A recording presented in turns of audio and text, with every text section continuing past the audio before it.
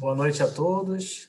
Com muita alegria em nossos corações que nós estamos reunidos mais uma segunda-feira, agradecendo a presença de todos que estão conosco aqui para mais um estudo. E todas as segundas-feiras, como de praxe, nós realizamos alternadamente o estudo do Evangelho segundo o Espiritismo e o Livro dos Espíritos. O tema de hoje, do Livro dos Espíritos, Simpatia e Antipatia Terrenas. Quem trará as reflexões da noite para nós é a companheira Regina Meireles. Seja bem-vinda, Regina, para seu boa noite inicial. Olá a todos, é com muita alegria que eu estou com vocês hoje, nessa noite, para fazermos o nosso estudo. Obrigada pela oportunidade do trabalho. Nós iremos iniciar a nossa reunião com a página Antipatia do livro Inspiração, psicografia de Francisco Cândido Xavier, pelo Espírito Emmanuel. Antipatia. Não ouvides que o passado revive no presente. Quando a aversão te visite o mundo íntimo, à maneira de nuvem, subtraindo-te a paz, lembra-te de que a divina misericórdia situou à frente de tua alma a bendita oportunidade da reconciliação, ainda hoje, com os desafetos de ontem. Qual acontece com o tesouro do carinho amealhado pelo amor, no escrínio do coração, da existência à existência, o espinheiro da antipatia é veneno acumulado pelo ódio no vaso de nossa mente, de século a século, conturbando-nos o caminho. Recorda que se o amor nos eleva aos cimos estelares, o ódio nos impele aos vales da sombra e atende à própria libertação, procurando renovar a fonte de teus desejos em benefício da própria felicidade. A aversão, quase sempre, destaca-se de improviso, no ambiente mais íntimo de nossa experiência em comum, por desafio à nossa capacidade de auxiliar e compreender. Assinalando-a no lar ou na vizinhança, em teu círculo de trabalho ou no santuário da tua fé, roga ao Senhor, através da oração, para que as tuas energias se refaçam, de modo que a treva te encontre o sentimento por bênção de luz, exemplificando a fraternidade e o entendimento, o sacrifício e o perdão. Aconselha-te com a piedade do Cristo, tanta vez revelada em nosso favor, e compadece-te daqueles que te ensombram a alegria. Ei-los que surgem a cada hora na pessoa do familiar que se agregou à rede consanguínea, no companheiro de jornada justaposto ao nosso clima, no parente indireto que as circunstâncias nos ofertaram ao tempo doméstico, no chefe humano chamado a orientar-nos o serviço, no subordinado trazido à cooperação na obra que o Senhor nos pede realizar. Alça a própria fé nas asas da boa vontade e ajuda-os quanto possas, de vez que antipatia superada é a anexação de mais amor ao campo da nossa vida, e mais amor em nossa vida significa mais ampla ascensão de nosso próprio espírito no rumo da luz eterna. Emmanuel. Queridos companheiros, nesse momento em que nos reunimos em pensamento no bem, que nós possamos rogar ao alto, estejamos conectados aos benfeitores que estão conosco, nossos anjos guardiães, benfeitores de nossa casa, aqueles que rogam por nós, trazendo-nos a renovação da energia, esses fluidos que recaem sobre nossos corações, nos dando força para enfrentamento das nossas dificuldades internas em prol do nosso melhoramento. Que nós possamos rogar ao Mestre muitas oportunidades de trabalho, de realizar o bem, oportunidades sublimes de refazimento, onde podemos seguir junto a outros irmãos que estão encarnados e desencarnados conosco aqui no planeta Terra, sempre pensando no bem maior, na comunidade ao nosso redor e em como melhorar a vida do nosso próximo. Que o Senhor abençoe a nós hoje e sempre. Graças a Deus. Então, feita a nossa prece inicial, chamamos de volta a companheira Regina, que fará o estudo conosco. Regina, a palavra é toda sua. Obrigada, André. Um prazer, mais uma vez, estar aqui conosco, com vocês, virtualmente. Acho que Jesus esteja conosco, né? Nos ajudando nessa reflexão, nesse estudo da noite de hoje. Como foi falado, hoje nós vamos falar sobre simpatias e antipatias terrenas. Simpatias e antipatias terrenas, ou seja, se refere a nós encarnados aqui na Terra. Primeiramente, vamos conceituar o que seja simpatia. Afinidade moral, sintonia no sentir, no pensar, atração. Tem aquelas pessoas que só de olhar já nos entendem, não? Então é essa sintonia que nós estamos falando, aquela identidade fluídica, aquilo que sentimos quando estamos próximos aos nossos amigos, aqueles que nos entendem só em pensamento.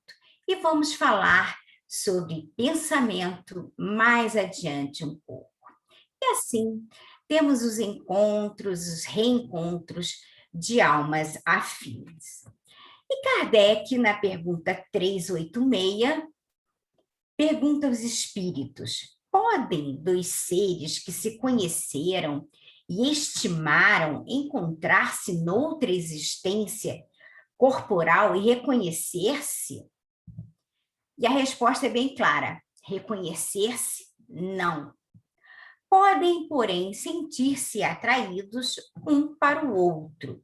E, frequentemente, diversa não é a causa de íntimas ligações fundadas em sincera afeição. Aqui, quando os espíritos falam fundadas em sinceras afeição, não podemos confundir atrativos superficiais, atrações físicas. Sincera afeição é o afeto de uma alma a outra. Não é uma atração puramente visual, física. E aí os espíritos continuam. Um do outro, dois seres se aproximam devido a circunstâncias aparentemente fortuitas ao acaso, mas que, na realidade, resultam da atração de dois espíritos que se buscam por entre a multidão. Então, dois seres que se conheceram em outra existência ou no plano espiritual se sentem atraídos um para o outro. E tão poeticamente como os espíritos falam, se buscam na multidão. Há aquela simbiose energética. Daí nós temos inúmeros casos, né? Aqui na Terra, de dois seres que têm afinidades muito maiores às vezes do que a parentela consanguínea. Pessoas com quem temos uma identificação muito grande, que às vezes até fala: nossa, este deve ter sido meu pai, minha mãe, minha irmã, em outra encarnação. Pela afinidade de gostos e interesses, os dois se sentem atraídos um para o outro. É uma comunhão de sentimentos, aquela amizade sincera, que logicamente também se dá na parentela corporal. E aí nós podemos perguntar: de onde vem essa sincronicidade? É do espírito imortal, laços que não se rompem com o mergulho na carne. E a gente fala dessa amizade, né? Não seria esse reencontro também? No livro Consolador, na pergunta 174, Emmanuel nos responde: como é que podemos obter a definição da amizade? E ele nos diz: na gradação dos sentimentos humanos, a amizade sincera é bem o oásis de repouso para o caminheiro da vida. na sua jornada de aperfeiçoamento. Quem sabe ser amigo verdadeiro é sempre o emissário de ventura e de paz, alistando-se nas fileiras dos discípulos de Jesus, pela iluminação natural do Espírito, que, conquistando as mais vastas simpatias entre os encarnados e as entidades bondosas do invisível, sabe irradiar por toda parte as vibrações dos sentimentos purificadores. Ter amizade é ter coração que ama, que esclarece, que compreende, perdoa nas horas mais amargas da vida. Então, saibamos compreender a sua aflição sublime e transformaremos os nossos ambientes afetivos num oceano de paz e consolação perenes. E quem é o nosso divino amigo da humanidade? Jesus, esse divino amigo, né, para todos nós. E Kardec continua perguntando: não lhe seria mais agradável reconhecerem? E os espíritos são bem claros, nem sempre. A recordação das passadas existências teria inconvenientes maiores do que imaginais. Depois de mortos, reconhecer-se-ão e saberão que tempo passaram juntos. Mas então por que nós não nos lembramos? Não seria mais fácil falarmos, saber fulano foi cicrano, você é isso, você é aquele, nos reconhecermos? Não, os espíritos dizem que não. Se tivéssemos que nos lembrar de outras existências, Deus assim o teria feito. Se não o fez, é porque é para o nosso próprio bem. Disso não podemos ter a menor dúvida. Deus não faz nada de errado. E ele nos deu o esquecimento do passado, que isto é melhor para o nosso espírito, para a nossa evolução. Então, isto é uma premissa inquestionável. Esse tema vai ser abordado também na questão 392, quando veremos o esquecimento do passado. Em uma outra oportunidade, esse tema vai ser melhor esclarecido e destrinchado, né? E também vemos no Evangelho segundo o Espiritismo, no seu capítulo 13, item 19, benefícios pagos com a ingratidão. Um depoimento, um texto de um espírito protetor que não se identifica. E ele nos diz: meus amigos, se conhecesses todos os laços que prendem a vossa vida atual, as vossas existências anteriores, das relações que ligam uns aos outros os seres, admirarias a bondade do Criador. Ou seja, nós compreenderíamos a justiça desse esquecimento do passado, que é para nós muito mais benéfico do que qualquer outra coisa. E aí, na 387, Kardec pergunta: mas a simpatia tem sempre por princípio um anterior conhecimento? Os espíritos dizem não.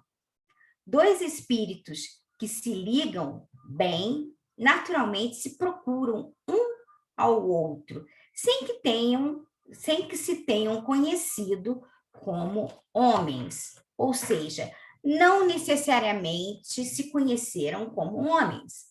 A fonte da simpatia não é necessariamente a recordação de vidas anteriores, mas também uma analogia de ideias, pensamentos compatíveis, como falamos sobre os canais da amizade também. No entanto, quando os laços são muito fortes, isto naturalmente vai refletir a comunhão de vidas passadas, vidas anteriores. Ou seja, nós nos ligamos com quem pensa como nós. Nós atraímos o que desejamos. Então, já não temos visto que o que eu desejo, eu penso, eu sinto, eu atraio circunstâncias em minha vida? também pessoas com os mesmos pendores. Daí nós não podemos dizer, né? Algumas vezes nós falamos, nossa, fulano foi arrastado pelo erro de cicrano, né? Muitas vezes os pais dizem, nossa, meu filho, ele é ingênuo, ele foi arrastado pelos coleguinhas.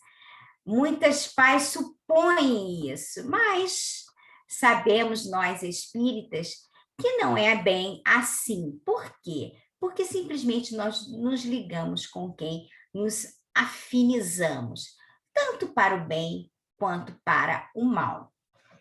Seguindo, na pergunta 388, Kardec pergunta: os encontros que costumam dar-se de algumas pessoas e que comumente se atribuem ao acaso, não serão efeito de uma certa relação de simpatia? E aí os espíritos respondem: entre os seres pensantes, há ligação que ainda não conheceis. O magnetismo é o piloto desta ciência que mais tarde compreendereis melhor. Não falamos lá no início sobre o magnetismo, sobre o pensamento? Então, o que seria esse magnetismo que os espíritos dizem que mais tarde compreenderemos melhor?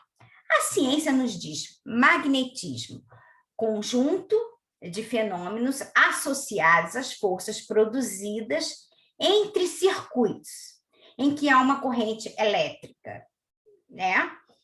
E no Livro dos Espíritos, questão 27A, a espiritualidade nos esclarece. O que chamais fluido elétrico, fluido magnético, são modificações do fluido universal, que não é propriamente dito, falando assim, nada mais é do que uma matéria mais perfeita, mais sutil, e que se pode considerar independente. Magnetismo vem de magneto. O que é magneto? Ímã, né? E é uma substância que é capaz de atrair substâncias magnéticas como ferro, como outros metais. Ou seja, todos os corpos da natureza emitem essa energia e, portanto, em contato umas com as outras, elas se atraem ou se repelem, agindo umas sobre as outras, em diferentes níveis de intensidade, de acordo com várias circunstâncias. Então, Emmanuel também nos diz, o magnetismo é um fenômeno da vida, por constituir uma manifestação natural em todos os seres. E o que seria o pensamento? Nada mais é que um atributo que tem essa força eletromagnética. Pensamento, eletricidade, magnetismo, resultando, entre outras coisas, dessa afinidade que nós falamos, né? Então, o magnetismo é todas essas forças de atração e repulsão. Lei da física, que existe nas leis da física, que existe entre os seres humanos e também em todo o universo. Grande atração, antipatia, repulso, ou até mesmo em certos locais em que nos encontramos. Quantas vezes nós vamos a determinados locais onde não nos sentimos bem? O teor vibratório desse local não está casando com o nosso teor vibratório. O contrário também, a gente sente uma vibração muito alta de paz, de harmonia, quando, por exemplo, nós entramos no lar de Teresa, né? Então, a gente sente um outro teor vibratório, que é a comunhão de toda essa energia de encarnados e desencarnados, né? E é isso que a gente sente também no próprio ambiente. Ou seja, nós somos o que pensamos, o que sentimos e o que queremos. As nossas ações vibram nessa energia dos nossos pensamentos e daqueles que nos cercam. E a gente, seguindo o nosso estudo, vamos falar agora do oposto da simpatia, que seria o quê? a antipatia, né? Conceituando também a antipatia, no dicionário nos diz aversão espontânea, irracional, gratuita. Será que é gratuita? Nós espíritas sabemos, né, que nada é gratuito, não é irracional gratuito, porque sabemos que tem outras origens. É a repulsão. Como nós vimos que a simpatia é a atração, a antipatia é a repulsão. Temos que entender que tudo se origina no espírito, dois seres que já se conheciam, que se veem mais uma vez no palco da existência para parar as suas arestas, através da educação do espírito. Nos diz no Evangelho segundo o Espiritismo, capítulo 6, item 5. Espíritas, amai-vos, eis o primeiro mandamento. Em seguida este, espírita, instruí-vos, o segundo mandamento. No livro Consolador também, Emmanuel nos diz: simpatia e antipatia, raízes no espírito imortal, esse entrosamento dos fluidos, né? Que, de modo geral, atesta uma renovação de sensações experimentadas pela criatura do seu pretérito delituoso, em iguais circunstâncias, ou seja, voltamos a sentir repulsa por aquele desafeto do passado que na atual existência não conseguimos explicar o motivo. Repulsão inversamente da atração. Mas nós não falamos que devemos educar o nosso espírito. Nesse mesmo livro, no Consolador, Emmanuel nos diz: toda antipatia, aparentemente a mais justa, ela deve morrer para dar lugar à simpatia, para nos libertarmos das amarras do passado e, através da renovação, caminharmos juntos, exercendo fraternidade e amor. Eu conheço até uma história interessante de uma companheira trabalhadora na casa espírita, que uma vez foi convidada a trabalhar com outra companheira. Nós sabemos que na casa espírita os trabalhos são divididos em núcleos, né? Tem um núcleo que vai trabalhar com gestantes, outros com idosos, e assim sucessivamente. E ela foi convidada para trabalhar com uma companheira com quem ela não se afinizava muito. E aí ela nos conta que ela disse: vou me esforçar para descobrir todos os pontos positivos dessa companheira. Porque os negativos, eu já sei. Nós, normalmente, quando temos uma certa questão com algumas pessoas, nós temos a tendência de ver aquilo que não é tão bacana naquela pessoa, né? Os aspectos negativos. E ela fez esse exercício. Qual não foi a sua surpresa de descobrir que ela tinha muito mais afinidade do que ela poderia imaginar? E se tornaram grandes amigas.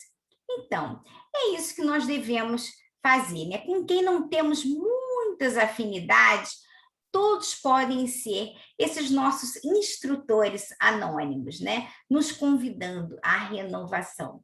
Os amigos nos ajudam, nos fortalecem, mas aqueles com quem não temos tantas afinidades, os inimigos podem ser os nossos instrutores, né? O amigo é o oásis, mas o desafeto é aquele que nos mostra o que devemos mudar em nós mesmos.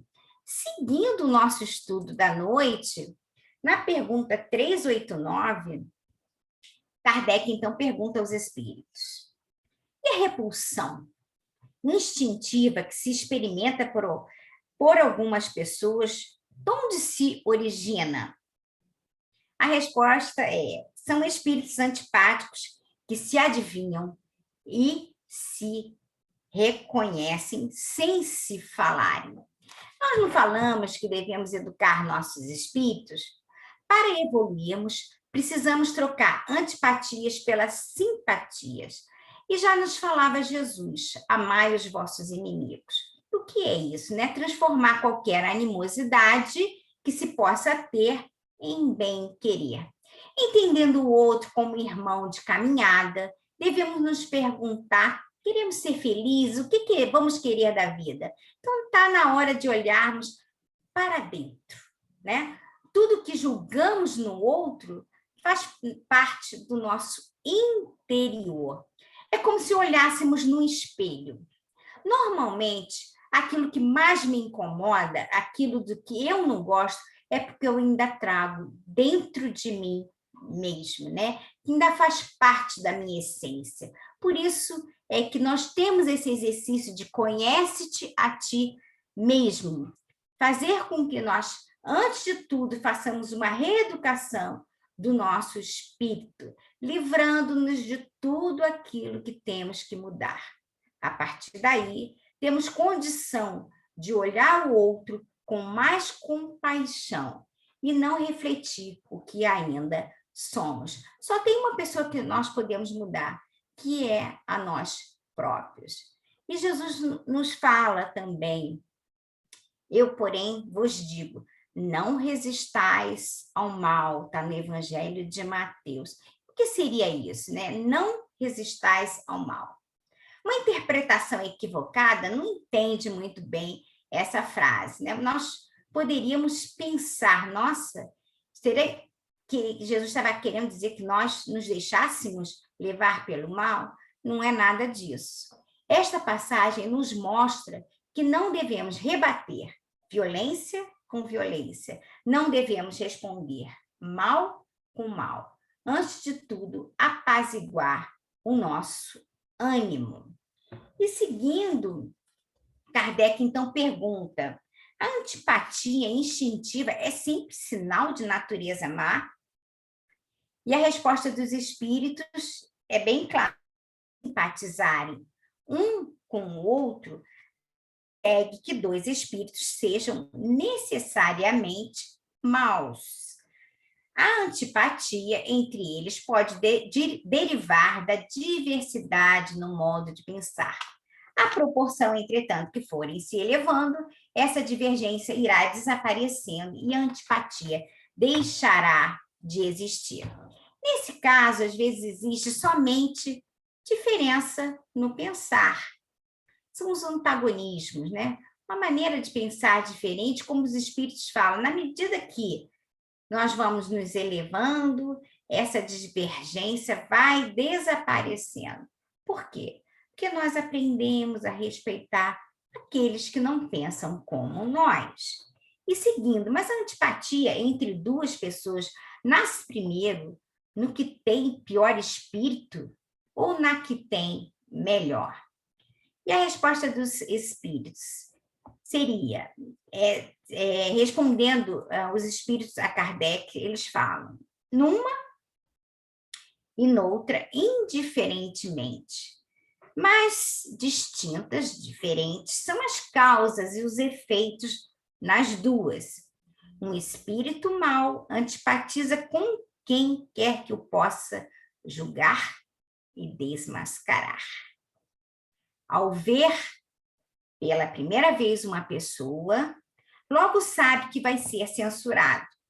Seu afastamento dessa pessoa se transforma em ódio, em inveja e lhe inspira o desejo de praticar o mal. O bom espírito sente repulsão pelo mal, por saber que este o não compreenderá e porque díspares dos dele são os seus sentimentos. Entretanto, consciente da sua superioridade, não alimenta ódio nem inveja contra o outro. Limita-se a evitá-lo e a lastimá-lo. Então, seria o que os espíritos querem dizer? Nesse encontro, temos duas naturezas diferentes. E um provavelmente é mais esclarecido que o outro. Naquele, ainda com uma natureza mais embrutecida, reconhece seu desafeto de outras existências em espírito, porque ele está encarnado. e sente uma espécie de constrangimento, como se o outro pudesse reconhecê-lo e censurar seus atos. É onde se origina muitas vezes a inveja e algumas vezes o ódio sem uma razão aparente. Ao passo que aquele mais esclarecido, ela sente uma repulsão pelo mais inferior, mas somente porque entende que o outro ainda não o compreenderá em espírito. Assim, somente o lastima, não tem inveja, mas evita-o porque não tem identidade de propósitos. Existem também situações no pretérito, no passado, entre duas pessoas, que uma já está mais ajustada com a lei, né? Então, ele já consegue perdoar, enquanto o outro ainda não compreende. E aí, uma mais propensa ao perdão vai encontrar seu adversário de outras épocas, pode lhe causar até um certo desconforto, mas não anima nenhuma ideia ruim. O outro não, ele está preso ainda àquele passado, né? Aquele passado de desviante, vamos dizer assim. Ele vai enxergar o adversário de outra época em espírito e não vai conseguir se desvencilhar dessa antipatia, dessa aversão. Muitas vezes complicando a relação que deveria se transformar pelo meio de amor. Ele muitas vezes não perdoa e vamos encontrar essas relações bem difíceis que a gente vê na parentela consanguínea, relações entre pais, filhos, entre irmãos, e por aí vai. São espíritos que voltam a se encontrar no cenário, né, daqui da Terra. Adversários do pretérito que se reencontram no seio familiar, mas que, através do amor, deverão saudar os erros do passado. Mesmo quando nós não formos visitados, né, não acontecer conosco essas antipatias nessa existência, devemos trabalhar sempre pela harmonia em geral, através das nossas ações no bem, na oração. Nós devemos espalhar benefícios em prol de todos. Por isso, vigiemos sempre os nossos pensamentos para a gente concorrer para esse equilíbrio, principalmente nesse momento que a gente está atravessando, com tantas pessoas em sofrimento, em dores. Como podemos ajudar? Mantendo a nossa vibração, né? Na harmonia, na oração, na esperança e na fé. Nós estamos fazendo a nossa parte, porque ainda temos companheiros nessas situações ainda, que ainda guardam mágoas, rancores. Então, a gente pode aliviar o sofrimento também nas nossas preces, os nossos benefícios, espalhando benefícios em prol de todos nós. Já caminhando para o final da nossa exposição, Joana de Ângelo nos fala no livro Lampadário Espírita uma mensagem que, se vocês me permitem, eu gostaria de ler um trecho da mensagem chamada Resistência ao Mal.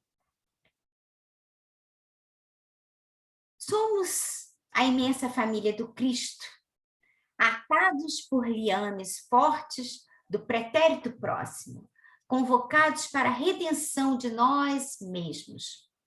Lutas, desenganos não nos devem arrefecer ante as tarefas que nos competem desenvolver. Somos espíritos enfermos em tratamento de emergência, nas mãos de Jesus, o amigo incomparável e constante.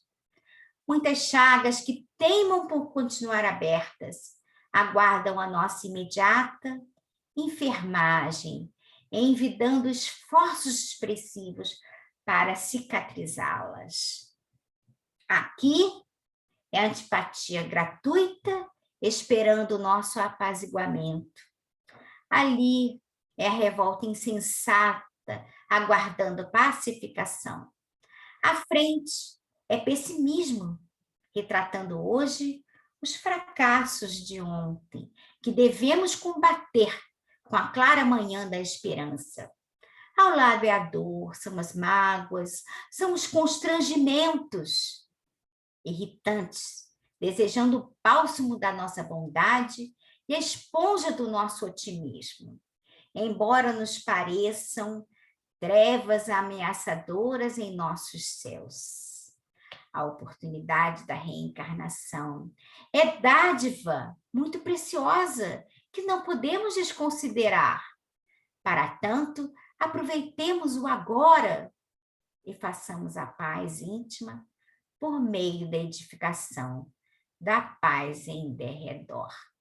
Por essa razão, em nossa família fraternal, encontraremos sempre neste ou naquele irmão infeliz o necessitado, em forma de algoz, ou travestido em piedoso censor, fiscalizando os nossos atos e palavras, exercendo o papel de educador inconsciente, em nome da lei divina, para que nos aparelhemos para a jornada da autoiluminação.